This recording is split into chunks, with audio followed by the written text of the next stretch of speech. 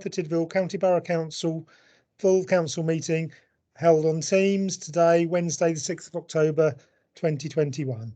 Please note that this meeting is being recorded and may be broadcast via the authority's internet site, and the images and sound recording may also be used for training purposes within the authority. First item on the agenda is apologies for absence. Yes, Mr Mayor, we have apologies from Councillor Julian Amos and Councillor John Thomas, and we also have a report that Councillor Chris Barry is running late, so I understand he is going to join the meeting, but he's just not with us at the start. Okay, thank you. Item 2 is declarations of interest.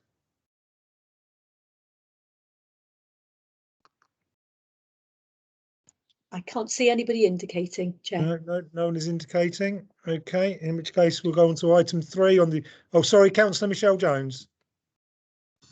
Hi, I'm not sure if it's at this point, but I just need to declare that my husband works for the Council Tax Department. So I just need to declare an interest in that, if that's okay. Thank you.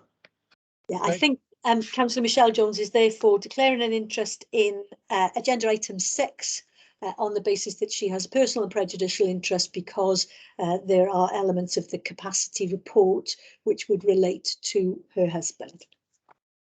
Okay, thank you. So the next item on the agenda is number 3, minutes of previous meetings. To approve as accurate the minutes of the following meetings, which is items 3A to 3H. Can I have a proposer, please? Yes, I move those minutes, Mr Mayor. Thank you. Thank you, Leader. Is there a seconder for that, please? And I'll second then, Mr Mayor. Thank you, Councillor Thomas. Are there any questions on the minutes? No one is indicating. Are there any comments on the minutes? No, there are no comments, so I'll pass you back over to Caris then. Thank you, Mr Mayor. So can I ask all of those who wish to abstain on this item, could you please show now? Thank you. All of those wishing to vote against, could you please show now? Thank you. And all of those voting in favour, can you please show now?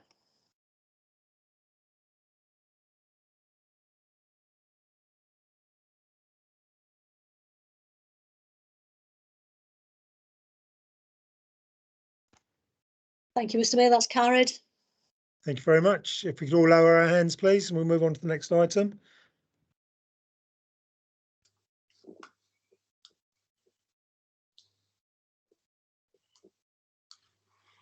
Okay, Councillor O'Neill, could you lower your hand, please?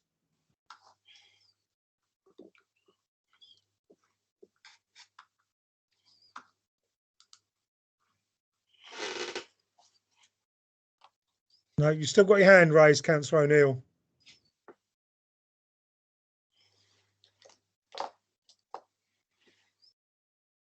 No, perhaps he has problems doing that, so we'll move on to the next item. Oh, there we go. Thank you, Councillor O'Neill. Agenda item number 4, Cyber Resilience Strategy 2021 to 2024. And I understand that Councillor Andrew Barry is leading on this. Yes, thank you, Mr Mayor. Cyber Resilience Strategy. The strategy ensures a combination of cyber security and business resilience processes aimed at reducing or minimise the impact on our services and on our systems. Cyber resilience is critical to the authority ensuring protection of our information assets from a strategic level. The 4 strands of the vision within our strategy are that we will have our people well informed and prepared to make the most of our digital technologies safely. We recognise the risks of the digital world and prepare for them. That we have trust and confidence in our digital services, and that to those watching, we have a growing and renowned cyber resilience strategy. The Governance and Audit Committee met on Monday, the 6th of July, to debate the cyber resilience in the public sector. The strategy was taken to Cabinet 14th of July and has been brought before full council to emphasise its importance, particularly in relation to our risk register with cyber attack and its black allocation for the potential to have catastrophic impact on our service delivery. This strategy, Mr. Mayor, is a constituent element of our mitigation to avoid such an event. The strategy itself is in Appendix A, and the recommendation is simply a 2.1 that the implementation of the Cyber Resilience Strategy 21 to 24 be approved. Thank you, Mr. Mayor. Thank you, Councillor Barry. Councillor O'Neill, I believe you're seconding this. Yes, I am. I second that, Mr. Mayor. Okay, thank you very much. Are there any questions?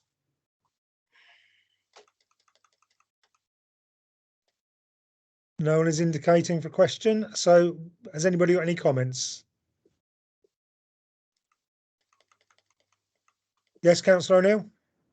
Just as an observation and to understand the gravity of the cyber world, as most of us have noted, in Russia, platforms have been taken down in relation to cyber's interference with elections. In China, the retail source of H&M have been shut because of the impacts of cyber involvement. It's gone up 65% in the world as far as attacks. And there's a guidance that's gone across nationally about how organisations should deal with cyber issues, and I think we deal with those in our policy. It's about assessing your current organisation. It talks about preparing to put new policies in place, train your staff, and we're going through that as we talk. Put cyber basics in place. Remember those issues around privacy, and finally look at a long-term security, which is encompassed in a well-being of future generations approach to all our strategies. So I think it's not to be underestimated, and it's something that we've got to live with for some time. And it's something we need to develop. It needs to be a live-in programme. So I just read that and give you that information that's on the actual internet about these issues now. And I'm very comfortable with the champion for cyber, and I will keep the authority updated as it progresses. Thank you, Mr. Mayor. Okay, thank you very much. Are there any other comments on this?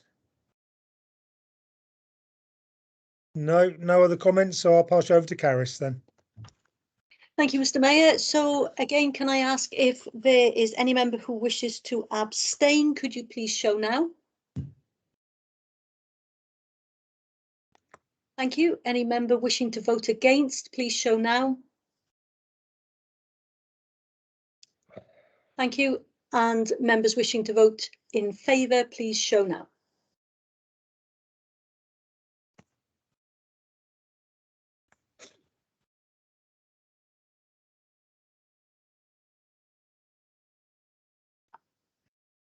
Thank you, Mr. Mayor. That's carried. Okay, thank you. If we could all lower our hands then, please.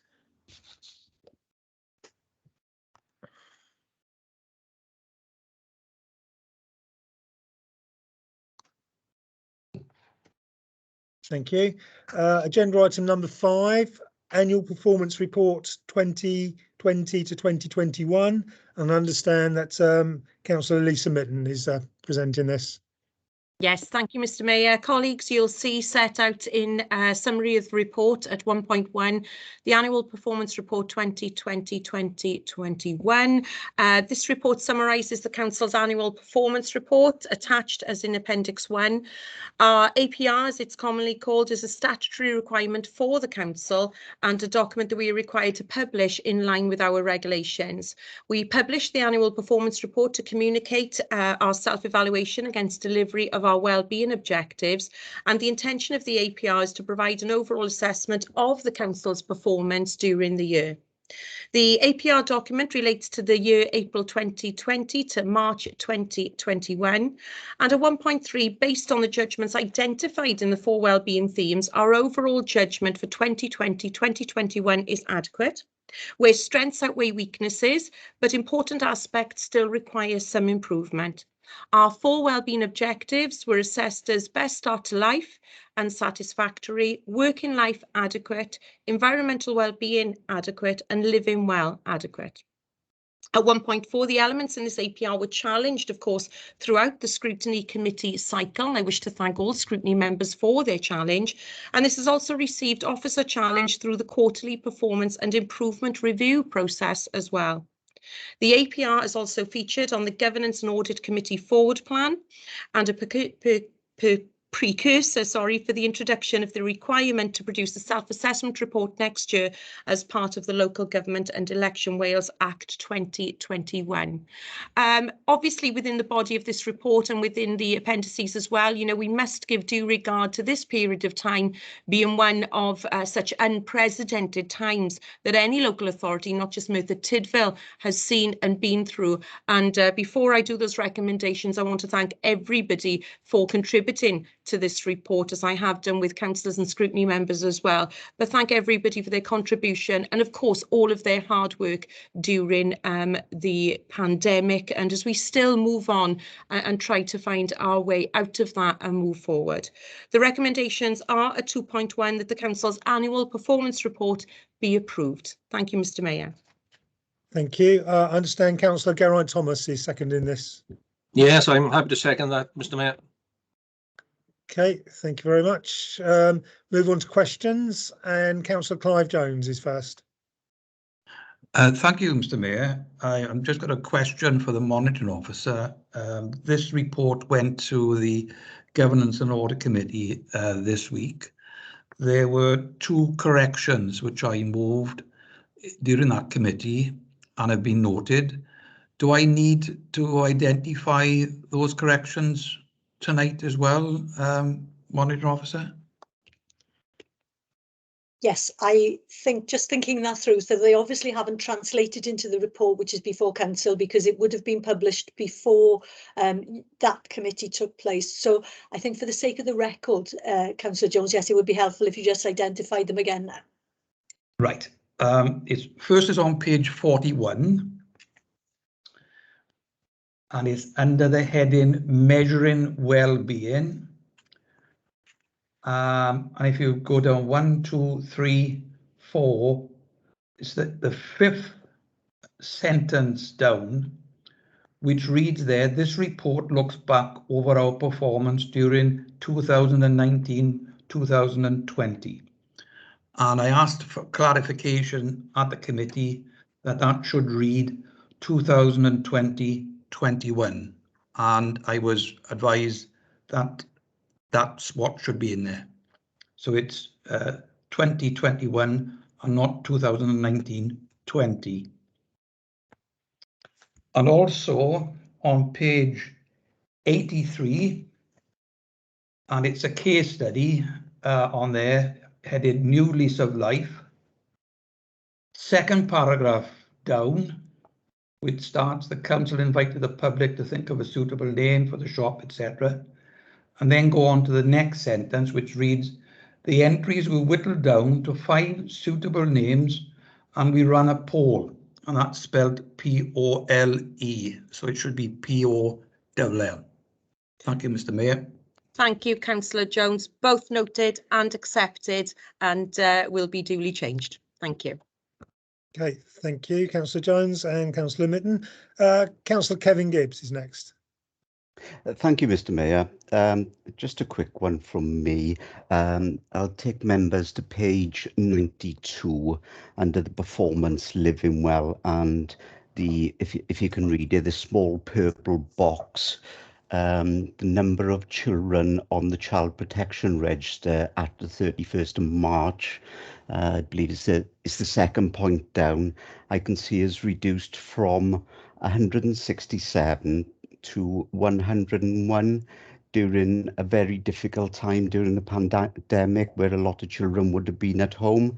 Can somebody explain to me how this has actually happened, and we managed to lose 66 people, 66 young children off the register during that time, please? Yes, thank you, Councillor Gibbs. Just add a little grig at the end of that, but I think we caught it. So I'll just ask my officer, if Lisa is here, if she can just explain that, or at least give some insight into it for you. Yeah, thank you, Councillor Gibbs. Yeah, I'm aware that there was a significant reduction in the child protection register over a period of time. I think what we saw was that a number of children should have been removed from the register during the initial pandemic, but because they weren't seen face to face during that initial period, it wasn't felt appropriate to remove them from the register. So once those face-to-face meetings started taking place and we felt confident that those children's names could come off the register, then you saw a significant drop then during that period. What I will say is that all of those were properly risk assessed, that there was no high risk cases, and they were all appropriately assessed and seen face to face, and the right decisions were made. So we put a lot of resources into those cases, making sure that they had support workers, and obviously continue to visit and offer support throughout that period. So it was all done very appropriately with no risks. Okay, thank you very much, Lisa. I didn't think there was anything untoward. I just thought during the pandemic we would probably see an increase rather than a decrease. But thank you for your answer. I think the reality is we were sort of quite risk averse during the pandemic initially, so they remained on the register for probably maybe longer than they should have done. What you will see is though that our numbers did go up quite significantly just before the pandemic, so we're probably in the right place now and in comparison to other years. Yeah, okay. Thank you, Lisa. Okay, thank you, Councillor Gibbs. Councillor Chris Davis is next, please. Yeah, thank you, Mr. Mayor. It's a question in relation to obviously the judgments that have been set, and you know, I welcome the professional officers' views, but my question is in relation to obviously Best Start to Life, a really important strategic priority for this council, and I'd like to draw members' attention to Appendix 1, page 18, which sets out obviously the detail of some of the challenges for the learning department. I'd like to ask the Chief Education Officer, in the context of the RAS strategy and this council's commitment to raising aspirations and raising standards for children and young people across Merthyr Tydfil, what needs to be done to be taking this judgment, you know, annual performance report, in terms of the focus on the future, from unsatisfactory to satisfactory to adequate, and if not more so, excellent. So I welcome the observations of the Chief Education Officer. Mr. Mayor. Thank you, Councillor Davis. We debated this long and hard in scrutiny about whether we would actually move it from unsatisfactory to adequate last year, because the provision, and actually if you look at key question 2 and you look at key question 3 of our self-evaluation, those are adequate or good. However, with the lack of verified data and with the uncertainty of what verified data we are going to get moving forward, it was agreed that this should stay at unsatisfactory at the moment. What we're doing, as many members will be aware, is looking at a framework for progress for all schools for children from primary right the way through into Key Stage 3 and Key Stage 4. So we will be able to report on progress of young people moving forward. We're also looking at we've also had a review of our attendance services, so we're taking recommendations from that to move forward. So again, we will have different measures for attendance, even if we don't get verified data from Welsh Government. So that's what we're working on at the moment with head teachers, with this consortium, with scrutiny members, to ensure that we have a clear framework on which we can progress and actually make valid, evaluative judgments on progress of our young people. Thank you, Chief Education Officer. Mr. Mayor, can I ask a supplementary question of the Chief Education Officer? Yes, certainly you can. Thank you. So that's great, and obviously I'm pleased to be back on the Learning and Local Government Education Services Scrutiny Committee. So obviously playing a slightly bit of catch up, obviously reading this report, which is a reflection back on the last year. You mentioned obviously the self-evaluation report in your response. Can you just share with members so we can get an insight of what areas of the self-evaluation report and review in LG services is bringing the overall self-evaluation score and judgments down? And am I right in thinking part of that might to do with the catch-up that you've had to play in your role with regards to additional learning needs services and support for vulnerable children and young people and learners across the county borough? Not entirely, Chris, Councillor Davis. What we've got is within the Estin framework, there are 3 inspection areas. one relating to data, one relating to provision, and one relating to leadership.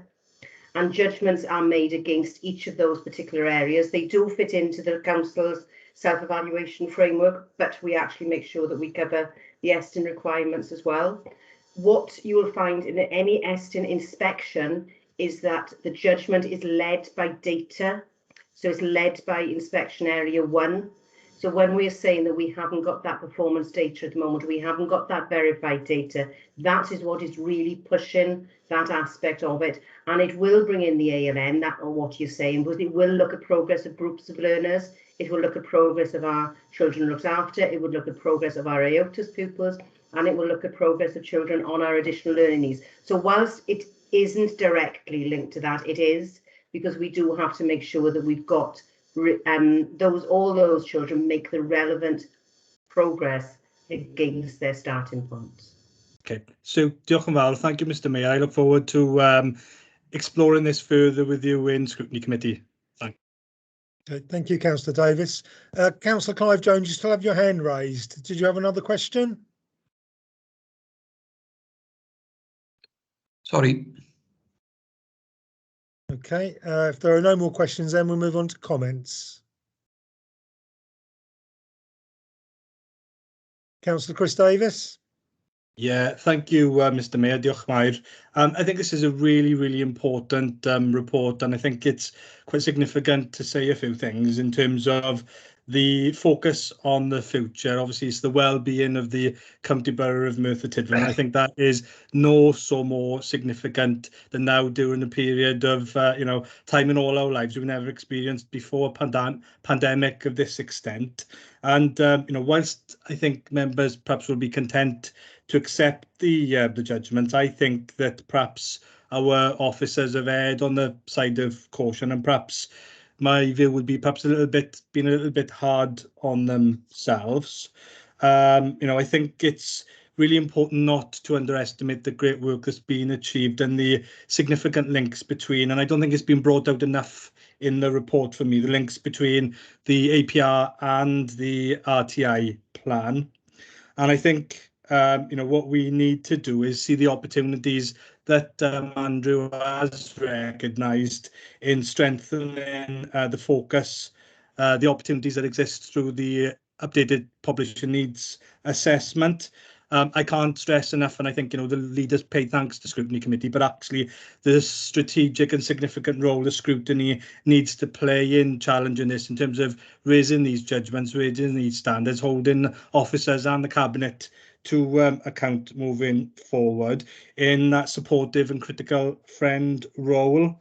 I absolutely welcome the what next in 6.1 to 6.3 of the report, what the author, I'm assuming Andrew Mogford and his team, have said around using the lessons learnt about the rollout of the corporate self-evaluation and how we embed that across the organisation. I know Councillor Barry has been beating the drum about that, and for us to see that embedded across the organisation, delivering on what we owe and deserve for our communities across Merthyr Tydfil, Mr. Mayor, to achieve those well-being outcomes for the communities of Merthyr Tydfil. Thank you very much. Thank you, Councillor Davis. Are there any more comments? No, so I'll pass you over to Caris then. Thank you, Mr. Mayor. Oh, sorry, I do apologise. Councillor Jeremy Davis has got his hand raised. Yeah, I agree with Chris for there. I think we've underdone ourselves a bit. I think what we've been through over the last 18 months as a council, and now we come through it and help the communities. I think we should be a bit better and argue with it. Okay, thank you, Councillor Davis. Are there any more comments? No, then I'll hand you over to Caris again then. thank you, Mr. Mayor. So can I first ask any member who wishes to abstain, could you show now, please? Thank you. Any mayor, I'm so sorry. Any member who wishes to vote against, please show now.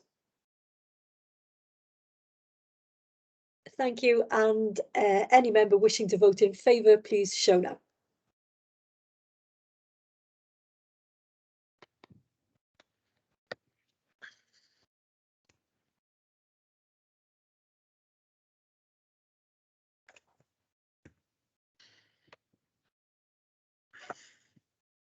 Thank you, Mr. Mayor. That's carried.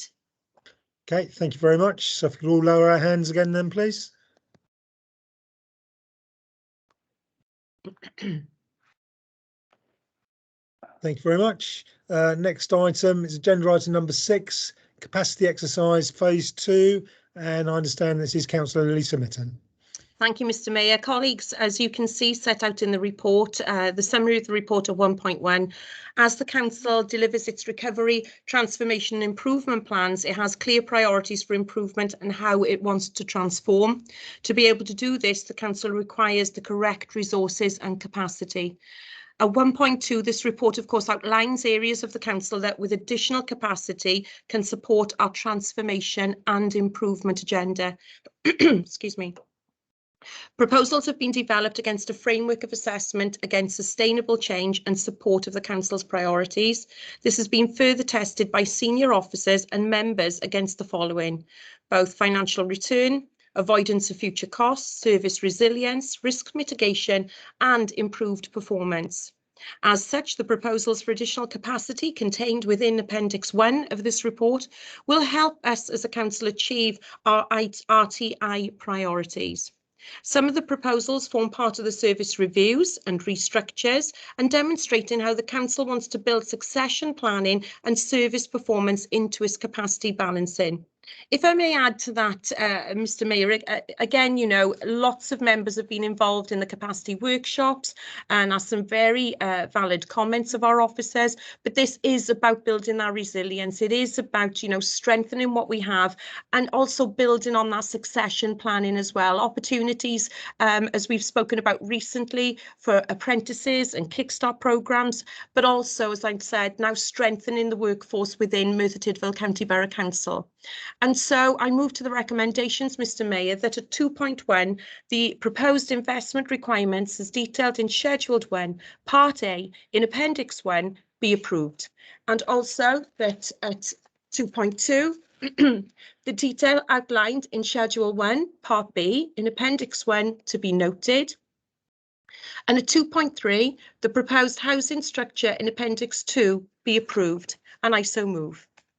Thank you. I understand Councillor Geraint Thomas is seconding this. Yes, very happy to second this, Mr. Mayor. Okay, thank you very much. And I see that Councillor Clive Jones already has his hand raised for a question. Thank you, Mr. Mayor. If I can take members and officers to page 151, which is Appendix 1, Schedule of Proposals, and the fourth post down from that is Environmental Health Principal Officer, and it should be AL on the end and not LE. There's a cost there. So I got two questions on the same subject, Mr. Mayor. There's a cost there of 2021-22 of 111,349. Could I ask if this is a new post in the Environmental Health Department?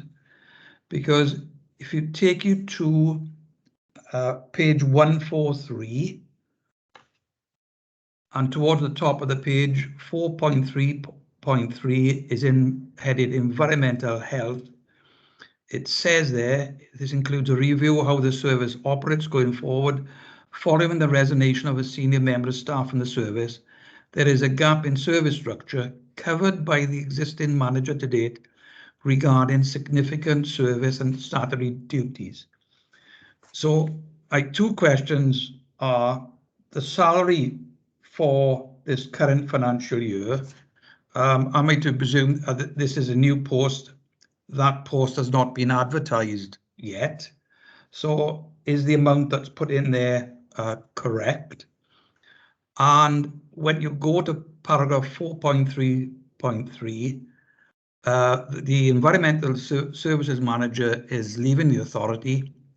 Is this a new post of principal officer underneath, directly underneath the environmental services manager's post?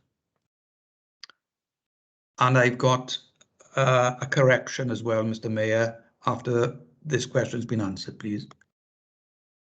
Okay, thank you. Alan Owen has got his hand up, so I assume he's going to answer that for you.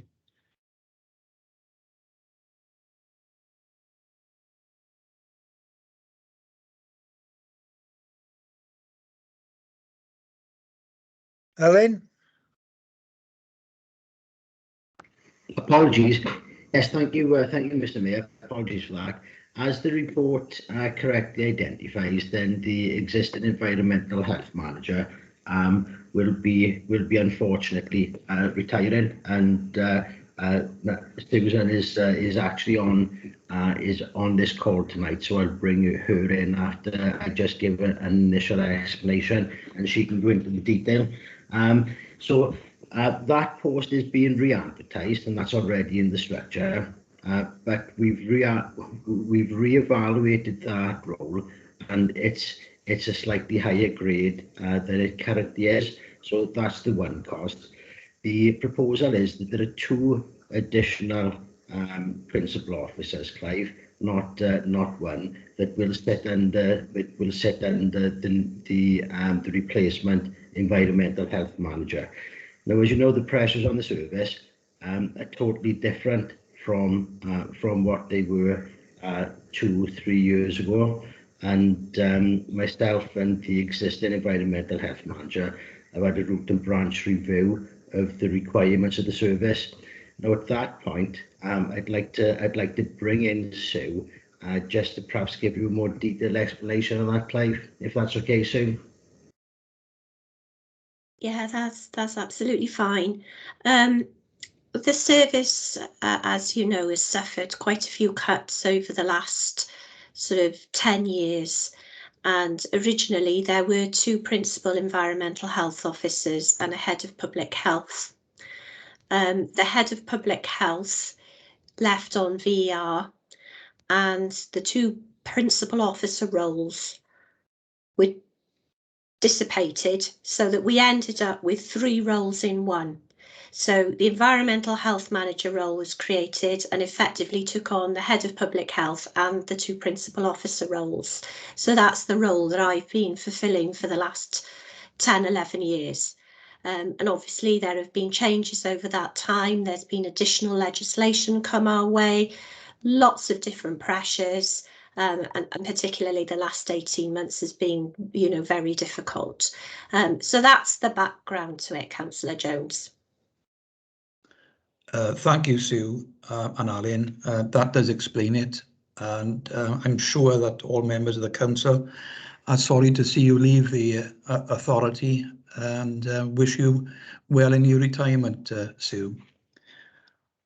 My other query is on page 139. It's paragraph 3.10, because it refers there that the proposal has been challenged by the CMT team cabinet workshop held on the 22nd of October and the members workshop held on the 23rd of October 2021. I'm sure, Mr. Mayor, that should read September, because I had the 23rd of September in my diary for the members workshop. So if that's the case, can I move a correction? Thank you. Yes, Okay. happy to accept the correction, Mr. Mayor. Okay, thank you. Councillor Kevin Gibbs, did you have your hand raised but it's gone down? Did you have a question? Councillor Jones has stolen my thunder. Thank you, Mr. Mayor. Is that all right? As he often does. Are there any more questions? No more questions. So are there any comments? Councillor Chris Davis. Thank you, Mr. Mayor. I just wanted to put on record the huge amount of hard work, led by Alan and Andrew Mogford that's gone into this capacity exercise and previous to strengthen the organisation to get it, a council that's fit for purpose for, delivering the services that we rightly, owe to the residents of the county borough of Merthyr Tydfil. This is generally an excellent report. The only comment I wanted to make really is in relation to Appendix 1. It's quite clunky, clumsy, appendix that's not easy to follow. And I quantify that by saying in two areas, really. The one around grading makes reference to it being, sorry, let me just pull up the report. It makes reference to it being an estimated grade, and I appreciate the pace that is needed to, be given in terms of bringing in the additional capacity in the organisation. But I'm hoping that members are not going to be expected in the future to ask for further increments and additions if these are estimated grades. I would hope that the Chief Executive and Deputy Chief Executive will be bringing reports to Council that absolutely include the full extent of the budgetary implications and not just estimated grades, because, pace and speed are important, but Council need to be making accurate decisions around the budget. And the comments section is not an easy thing to follow. It talks over the period of 5 years, but it talks in some comments. There's no consistency to them because some proposals are being made permanent. It's not made very clear and it's not easy for members to follow. I think, if the Chief Executive and Deputy Chief Executive could look at this, if any future capacity reports are brought forward to Council in terms of learning lessons. I absolutely support the need to strengthen and build capacity within the Council to deliver our services. I think another, Mr. Mayor, comment from me is really, we did a significant VER and VR exercise a number of years ago, and I know times have changed and COVID has come and the world is a different place, but I do note in some areas of this report that, in some schedules that we are creating posts that perhaps we made redundant or people took early retirement on. I take on board Sue's point absolutely about the additional responsibilities that are given to particular officers and the SPOD situation. That's a really important and significant one, that we build succession planning and we have a workforce that meets the needs of the organisation. So just in closing, Mr. Mayor, I just wanted to echo Councillor Jones's comments to Sue on behalf of the council. It's lovely that she's here this evening. She's been in this council for a long time. Will absolutely, as Clive said, will be a loss to Merthyr Tydfil County Borough Council. All her knowledge, skills, expertise and her approach to members. And so wish you well for happy and healthy retirement. You'll have big shoes to fill. Thank you, Mr. Mayor. Thank you, Councillor Davis, and I'm sure all councillors share the sentiments of yourself and Councillor Jones. I come to Councillor Mitten at the end to give other members a chance to comment. Alan Owen, did you have something to say? Yes, thanks, Mr. Mayor. I can assure Councillor Davis, the same as the previous officer, Stephen Peters in this field. I'm sure we haven't seen the last of Sue, because any opportunity to bring her back for any additional pieces of work, then she will be back in the council offices. And Sue, massive boost to fill, not just for Merthyr Tydfil, but for the region and for Wales. So thank you very much. Okay, thank you. We come to Councillor Mitten at the end to give other councillors a chance to comment. So Councillor Geraint Thomas is next then, please. Oh, thank you, Mr. Mayor. Yeah, I just want to echo what everybody else has been saying, really. We're almost 2 years now into this pandemic, and this bit of a capacity exercise was necessary, especially in environmental health. And Sue, I've worked with Sue for 3 years as the cabinet member in that area, and I've worked closely with her, and she's an excellent officer, respected throughout Wales. And we really are, going to find it very difficult to replace Sue. But Sue, thank you very much for all you've done for us, and I hope all the best in the future. Thank you. Okay, thank you. Councillor Jeremy Davis.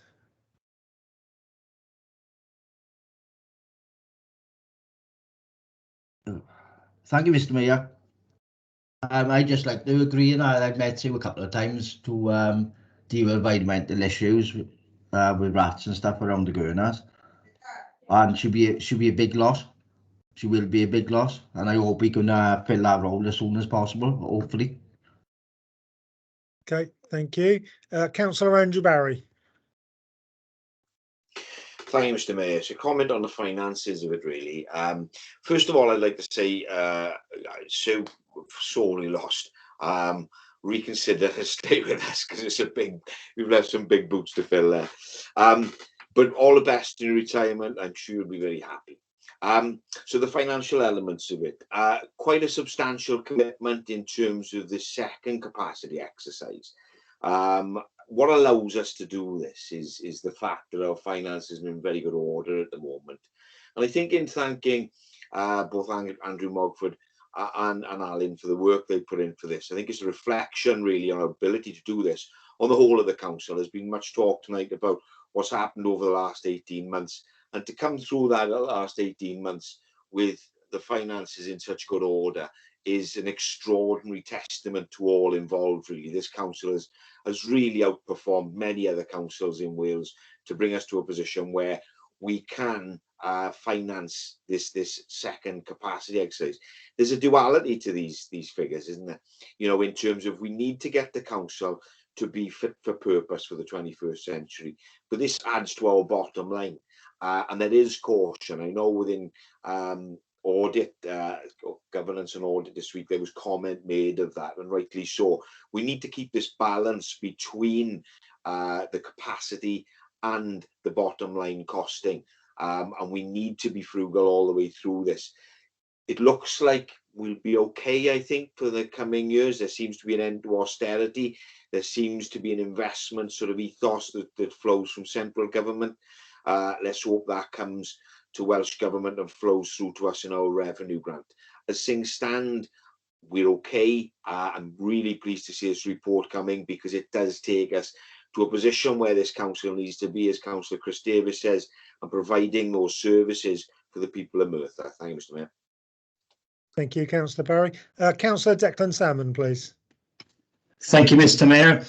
Just quickly, obviously the Cabinet and officers have gone through this capacity exercise to address certain concerns over a lack of resilience before this was presented to members then on the 23rd of September. And just an example of the lack of resilience we've got in departments. We look at the housing department, whose work has grown exponentially over the last 18 months due to Welsh Government guidance at the beginning of the pandemic. My concerns is that in future years, if we don't receive fair settlements from Welsh Government, that we may end up going back to the cutting of services or making redundancies we saw in previous years. So I'm hoping that Councillor Andrew Barry's predictions are true. Thank you, Mr. Mayor. Thank you, Councillor Salmon. Before I go to Councillor Mitten, would anybody else like to comment? Councillor Yeah, could I just come back, Mr. Mayor? Yeah. Yes, quickly, Councillor Barry, yeah. Just to say, basically, that Councillor Salmon makes an excellent point. You know, that we do need to keep an eye on the revenue grant, and what I would hope for is that Welsh Government take note of the fact that we have some pressures within our budget coming up, namely homelessness. If that isn't supported nationally, and that isn't supported by for every council by Welsh Government, we could find ourselves with a settlement of around 4%, which would be halved straight away, because homelessness is likely to cost us 2.2 million next year.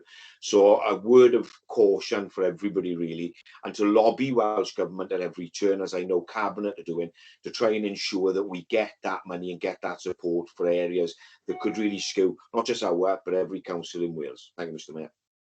Thank you. Any other comments before I bring Councillor Mitten in? No other comments then. Councillor Mitten, please. Thank you, Mr. Mayor. I hope my voice holds out. Bear with me.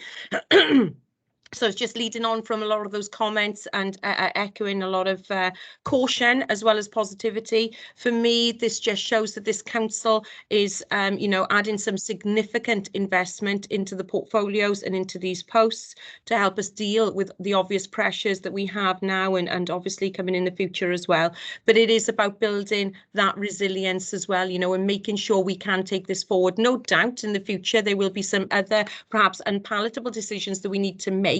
But as far as capacity building and supporting our RTI ambitions, then this is a real significant way forward. And as I said, significant investment.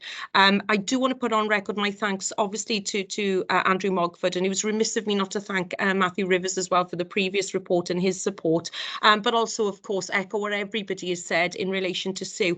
And not only Sue's work and commitment to us over a number of years, but significantly again over the pandemic. Sue and her department, as well as others and other portfolios, everybody really, but the demands that were put on them were something that they had to deal with every single day, changes made every single day, adhering to legislation, etc., making changes. So just wanted to put on record my thanks for her service to this council, the councillors and its residents over a number of years. Thank you, Mr. Mayor. Okay, thank you. So I'll hand you over to Caris then, please. Sorry, got to get off mute quickly enough. Yes, so could I therefore ask all members who wish to abstain on this item, please show now. Thank you. Could I ask all members who wish to vote against, please show now. Oh, thank you. And could I please ask all members voting in favour, could you please show now?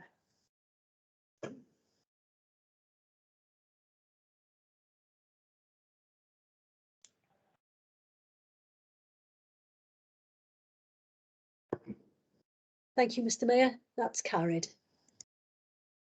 Okay, thank you. If we could all lower our hands then, please.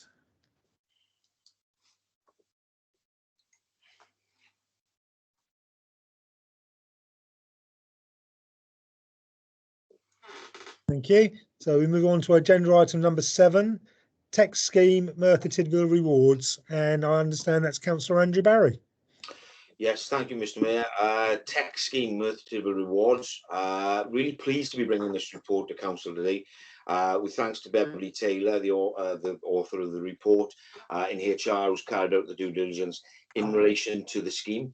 It's another boost to our staff and a step toward making Merthyr Tydfil County Borough Council an employer of choice. I look for council approval today to improve our existing employee benefit scheme administered by ICOM Rewards. This scheme will give eligible employees a chance to buy home and electrical products in a more affordable way. Spend limit is £1,000, repayment up to or over a period of 24 months. Retailers participating currently: Currys, PC World, Carphone Warehouse, John Lewis.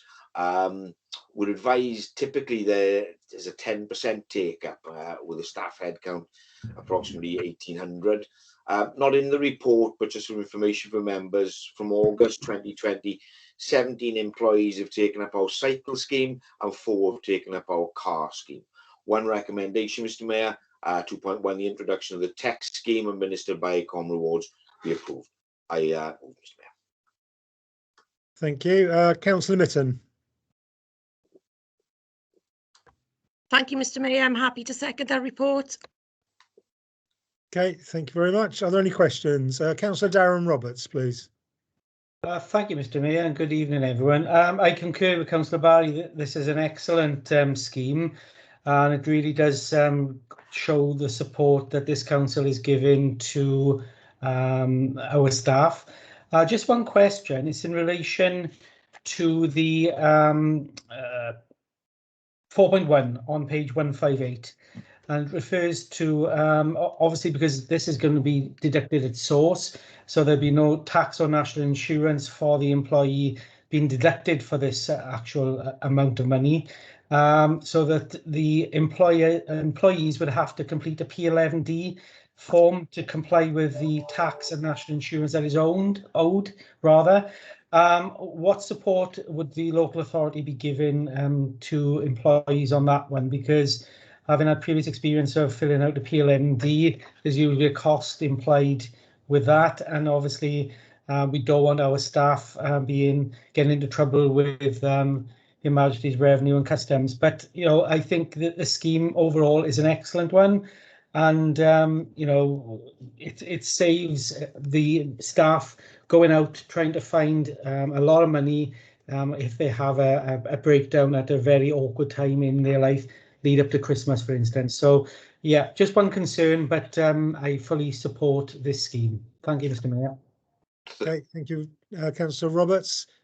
Is there someone that can answer that question? We've got, sorry, Mr. Mayor, we've got Fran with us on the meeting today. I don't know whether Fran, you want to give some detail to Councillor Roberts? Yes, so Councillor Roberts, the employees would be supported by both the HR department and both ICOM rewards with those forms that will be needed required then towards the end of the financial year. Excellent, thank you very much. Okay, thank you. Councillor Clive Jones, please. Thank you, Mr. Mayor. It's just one quick question from me. Has this scheme been discussed with all the appropriate recognised trade unions in the authority, and are they all in there happy for their members to be involved? So, Mr. Mayor, if I come in again, then yes, at our trade union meeting earlier on today, which we have with the trade unions currently on a monthly basis, it was discussed then, and they were content with the employer operating this scheme going forward. They did raise some concerns about how the employer can support members who are of the lower end of the wage salary in relation to the end of their employment when these payments would still be due. Obviously, we're giving the trade unions full consideration and the support that will be given to the members at that point in time then in relation to the notice period for the return of the monies that they borrowed from the local authority at that point in time. Good. Thank you, Fran. Thank you, Mr. Mayor. Okay, thank you, Councillor Jones. Councillor Brent Carter, please.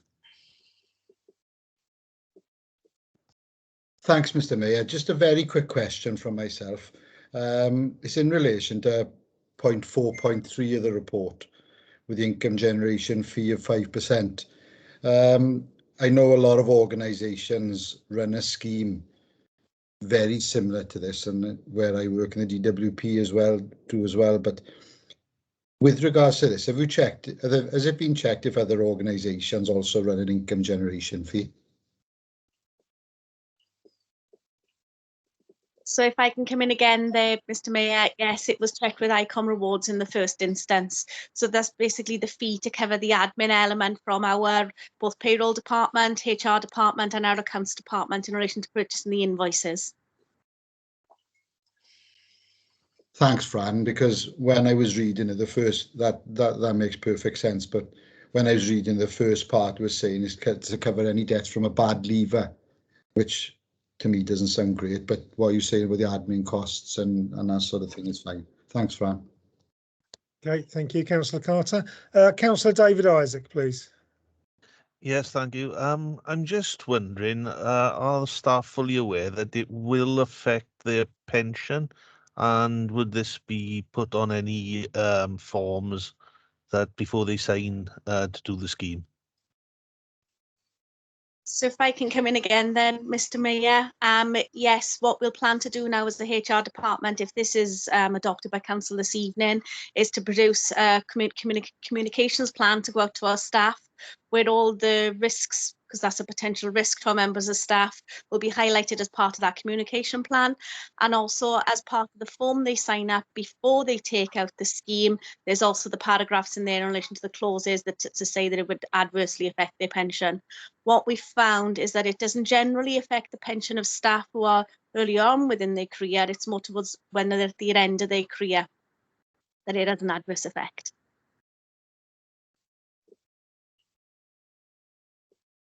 Okay, thank you.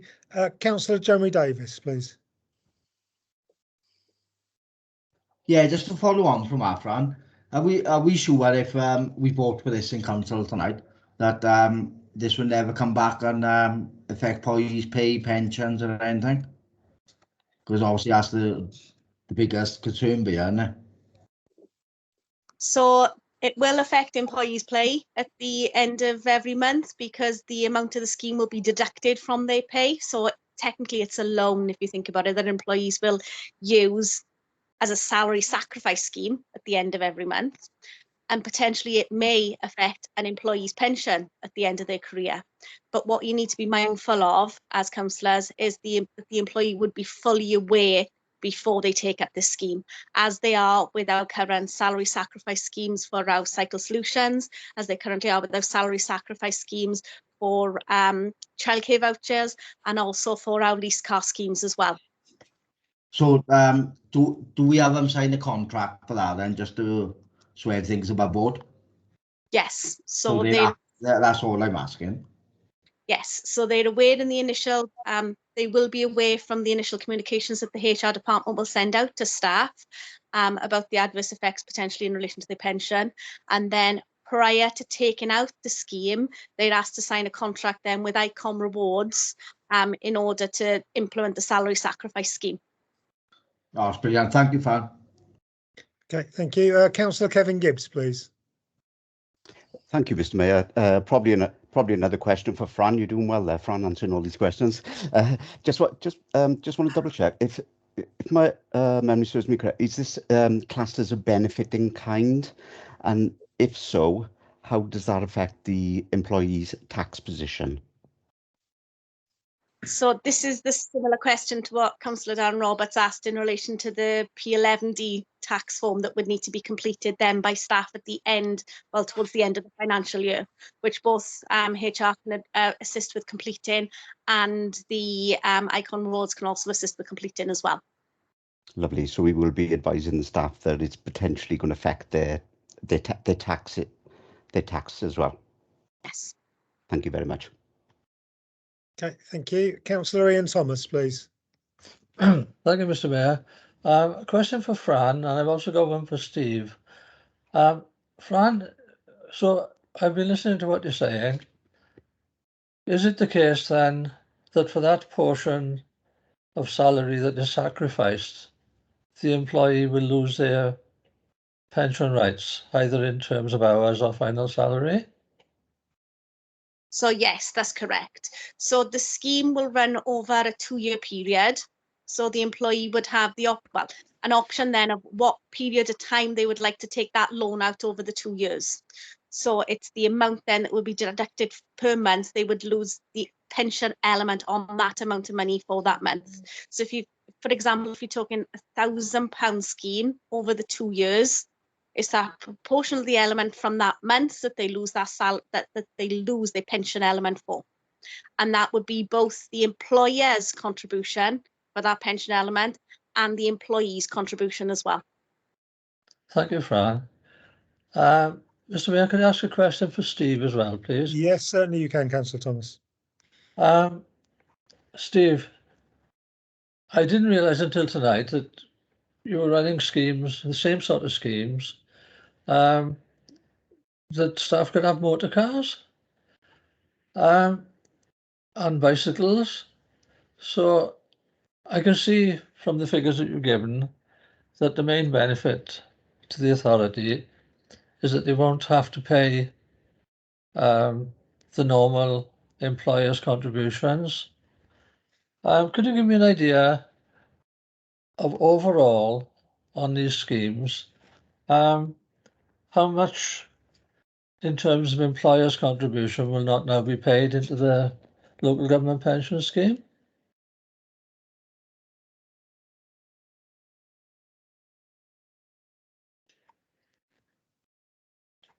Yes, sorry for that. Yes, I can't really give you an answer for that one at this present time. We'd have to make a calculation on that one and look at all the schemes that we currently have ongoing, and we just have to calculate that and just get back to you. So I just can't give you an answer tonight. Right, thank you, Steve. Could I just another quick one, Mr. Mayor, if you bear with me. Yes, carry on. A pension scheme is administered by Rhondda Cynnon Taff. Do you know if they run a similar scheme, or if they know that we're doing this one? Mr. Mayor, I'm aware that RCT operate a number of salary sacrifice schemes, but I don't know exactly what they do operate. I can ask RCT for those details and circulate it round to members if that's what you'd like me to do. Not really. I'm just wondering if you knew. I mean, I'm just concerned that everything is kosher, really, because there's winners and losers in this, and the main winner is clearly the local authority, who save a lot of money on employers' contributions, and the main loser is the pension scheme, who loses an identical amount. So I just had a little bit of a concern about that, but I think you've cleared up most of what I want to know. Thank you. Okay, thank you. Councillor Scott Thomas, please. Thank you, Mr. Mayor. Just a quick query from myself. Obviously, should this be adopted tonight as part of any schemes that we do run, could obviously all members and obviously all members of staff then receive an email, obviously detailing that this has been accepted, and also detailing what other options, what other schemes are available? Because up until I read this report, I actually didn't realise the schemes were available for staff members previously. I know things were adopted, I believe, in 2018, but I'd just like to have a sort of a brief outline of maybe things that we do offer as part of those schemes. Is that a possibility? If I just come in there, Mr. Mayor, yes, what I can do is circulate the intranet page to members where all this is detailed for our staff, where HR have updated those policies then in relation to employee benefits and total reward schemes for our members of staff. Brilliant, thank you very much. Okay, thank you. Councillor Shrell-Jago, please. Thank you, Mr. Mayor. Just to come back on Councillor Ian Comment's questions, I don't know if I can just help a little bit. I also work for Blaenau Gwent County Borough Council, so I can confirm that Blaenau Gwent Council do provide sacrifice salary schemes and the car loan scheme and lots of different other initiatives that staff can opt into or not take up. Thank you, Sherelle. Okay, yep, thank you for clarifying that. And if there are no more questions, thank you to Fran for answering all those questions. Thank you very much, very enlightening. Oh, sorry, Councillor Chris Davis has got his hand up. Sorry, Mr. Mayor. I also would like to help Councillor Ian Thomas then. Obviously, just to say, because obviously you talked about the joint Merthyr Tydfil and RCT pension fund, and just to confirm, RCT do offer a range of salary sacrifice schemes, which include car sacrifice and cycles. So I hope that assists Councillor Ian Thomas. Yeah, thank you, Chris. Okay, thank you, Councillor Davis. Councillor Jeremy Davis has got his hand up again.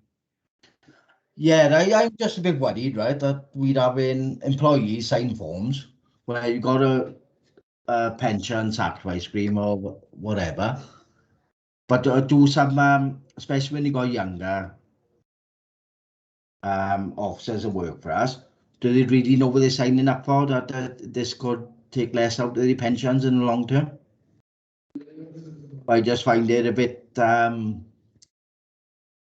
where some people will sign things, won't they? All right, you can have a new car and we'll take it out your pension in the long term. I think that's really for staff members to take advice about, isn't it? This is something that is offered to them, as it is offered, as you've heard, in a number of different neighbouring authorities, and it is a matter for members of staff to seek advice before they do that. I think Fran has confirmed at some length now that advice is available, and we will be trying to ensure that staff have all the information that they need, but this is for the council to try and offer some support and assistance to staff should they particularly need to access this benefit at the moment. Yeah, I agree with you with their cars in a sort of way, but if this affects it, something that's long term for them and their future and their kids, then should we be thinking about it a bit more as a council? Yeah, I think we need to just be clear that we're keeping this on track. We're at questions just at the moment, so I understand what you're saying, Councillor Davis, and I think Fran has done everything she can to reassure everybody that if somebody is entering this scheme, they can take advice about it and they will be advised about the impact for them long term. So I don't think there's much more than that we can do. We'll be offering the advice that we can and trying to make sure that nobody does something that will cause them a difficulty in the future. But hopefully what we can do is offer something which is a benefit for the present. So I'm not sure, Mr. Mayor, if there are any other questions after that. Yeah, no, if there are no other questions, we'll move on to comments then, please.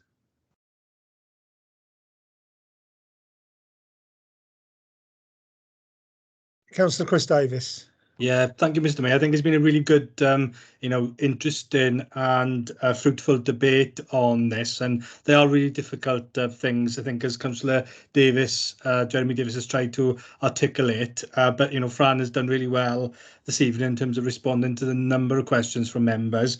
As a local government worker in a neighbouring authority, I see this as, despite all the things that have been said about the pension impacts and implications, which both our HR and the company that are providing the benefit in kind will be looking to offer our staff, this can only be another tool, I think, in our armoury of making Merthyr Tydfil County Borough Council an attractive place in terms of offering a range of salary sacrifice and benefits in kind to our employees. So it's a really difficult one, but I think it's a good thing for those people who perhaps could be struggling or want to spread those costs, noting that they have to take on board the implications to their final pension settlement, and obviously the appropriate advice, Mr. Mayor, will be offered to them in respect to that. Thank you. Are there any other comments before I bring in Councillor Andrew Barry at the end? No, there are no other comments. So Councillor Andrew Barry then, please. Yes, thank you, Mr. Mayor.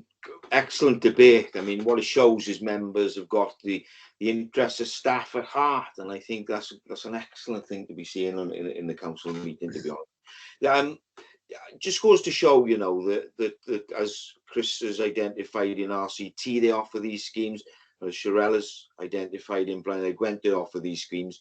This is just another constituent element to us making ourselves sort of an employer of choice, not that it's going to put us ahead of the curve. And you can see by the take-up of the schemes, 17 for the cycle scheme since 2020 and 4 on the car scheme. I'm sure there'll be more take-up on this. But it does talk to the fact that, within our risk register, we identify the capacity, and particularly the one element of capacity, which is retention of our staff, is a critical element. And anything we can do to improve our offer to our employees will certainly add towards that and reduce the risk into the future. Fran, I want to thank you for answering those questions very, very well. That's it. Thank you, Mr. Mayor. Okay, thank you, Councillor Barry. So I'll hand you back to Caris to conduct the vote then, please. Thank you, Mr. Mayor. So can I ask then all those who wish to abstain, please show now.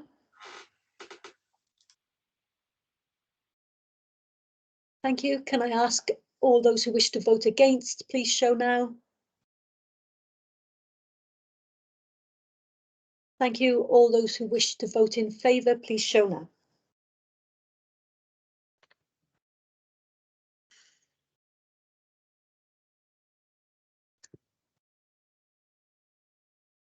And that's carried, Mr. Mayor. Okay, thank you very much. So if you could lower our hands then, please.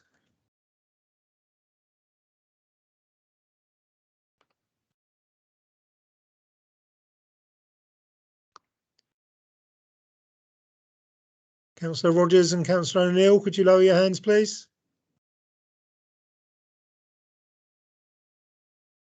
Thank you very much. Agenda item number 8, 2023 review of parliamentary boundaries, initial proposals. And that's Councillor Andrew Barry again, please. Thank you, Mr. Mayor. One of the more interesting reports that I bring. 2023 review of parliamentary constituencies. Initial proposal. Between the 8th of September, Mr. Mayor, and the 3rd of November 2021, the Boundary Commission Wales went to public consultation based on a reduction of constituencies from 40 to 32. The parliamentary seats per country are based on the proportion of UK registered electorate. It is proposed that Merthyr become a principal council area, combining electoral wards within Rhondda and Taff and Nelson within the county borough of Caerphilly, to produce a new constituency named Merthyr Tydfil and Aberdare, or in Welsh, Merthyr Tydfil Aberdare. The proposed constituency will have 71,218 electors. The background to the change can be found in section 3 of your papers. The new bill received royal assent in December 2020. Factors taken into account, for example, geographical considerations, road links, for example, local government boundaries, existing constituency boundaries, and local ties. Section 5 considers how the name of the proposed constituency was arrived at. The proposed constituency comprises of all 11 Merthyr Tydfil wards. Within RCT, we adopt Aberdare East, Aberdare West and Cloycoed, Cumbach, Herwain, Penawain and Ricos. And within Caerphilly, as I've identified, it will be Nelson. There is a map of the boundaries and constituent wards at Appendix 1, and the recommendations are 2.1 and 2.2. The Local Government Boundary Commission for Wales initial proposals report for the 2023 review of parliamentary constituents constitutions in Wales be noted. 2.2, the council considers recommendations contained within the initial report, and the leaders of each political group and the independent members provide comments to Democratic Services Department for collation and return to the Boundaries Commission Wales. Now, within those, within that second recommendation, there's no time scale. So I think I'll add to that recommendation in saying, and I'm quite open to change this because we need to sort of consider our opinion on this, and there may need to be consultations. But if I add to that second recommendation that we get those submissions back to the Democratic Services by next full council or the 28th of October 2021, I move the recommendations, Mr. Mayor. Thank you, Councillor Barry. Councillor Tony Rogers, please. A very brief comment as well. I'm prepared to second that, and we're going back where Merthyr Tydfil used to be, because the parliamentary constituency was Merthyr Tydfil and Aberdare. I think it is up to Henry Richards' time, the Apostle of Peace. That was I think that was the last. I might be wrong, but I think it's excellent for Merthyr News. This is because Nelson is coming into part of Merthyr and the Cynon Valley. I don't think the Rhymney constituency marries with Merthyr Tydfil because it's more Blaenau Gwent or Caerphilly. So having this been done now, I think is excellent for the next election, and I'm prepared to second that. Thank you, Mr. Mayor. Thank you, Councillor Rogers. So we'll move on to questions then, and Councillor Jeremy Davis is first. Yeah, I've been looking back on the boundaries. Got some lines on the map, have you noticed? I've been looking back since the 1970s, and there's some crazy lines on the map, but I don't know, we'll give it a go and welcome it, is it? Okay, thank you, Councillor Davis. Were there any other questions?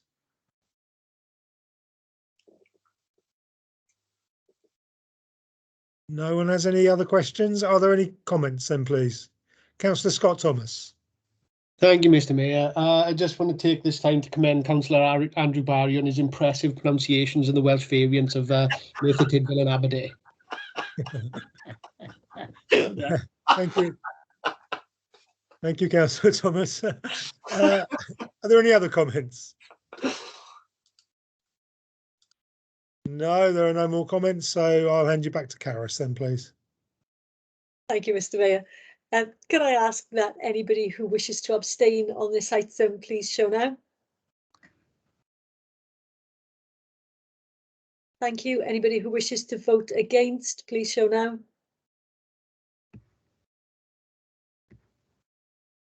Thank you. Anybody wishing to vote in favour, please show now.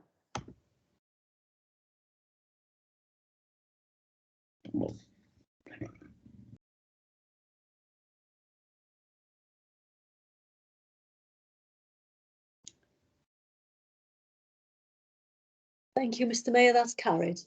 Thank you very much. If we could all lower our hands then, please.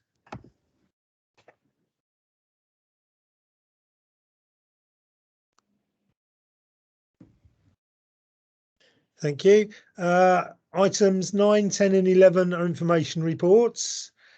Item 12, to deal with any other urgent business or correspondence. There is none. Item 13, to receive communications from His Worship the Mayor. I have none. So that concludes the meeting, everyone. Thank you very much for attending, and I'll see you soon. Thank you, Mr.